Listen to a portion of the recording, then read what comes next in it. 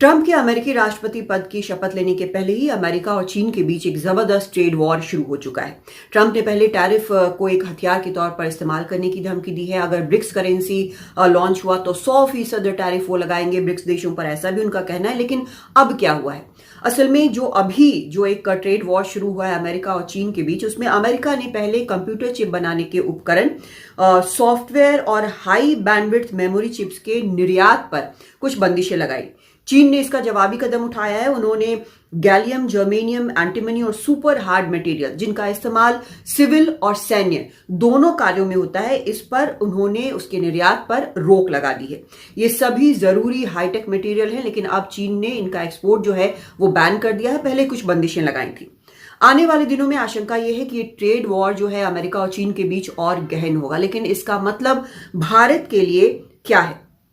असल में एक्सपर्ट्स के मुताबिक जो कनेक्टिंग इकोनॉमीज हैं, जैसे वो इकोनॉमीज जो कि ना तो अमेरिका के कैंप में है ना चीन के कैंप में है, जैसे भारत हुआ, वियतनाम है, मेक्सिको है, इनके लिए ये कुछ फायदे लेकर आ सकते हैं। जैसे 2019 से चीन का जो एक्सपोर्ट शेयर है अमेरिका को, वो गिरना शुरू हुआ। लेकिन मौके बढ़े किसके?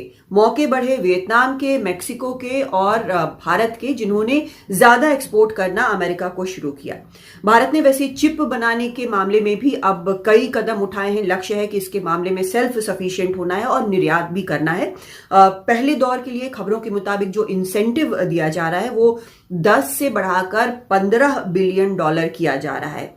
टाटा भारत का पहला सेमीकंडक्टर्स फैब्रिकेशन प्लांट ताइवान के पार्टनर के साथ 91,000 करोड़ की लागत से बना रहा है। और भी असेंबली जो होने हैं उनके भी अलग अलग प्लांट्स यहां पर बनेंगे।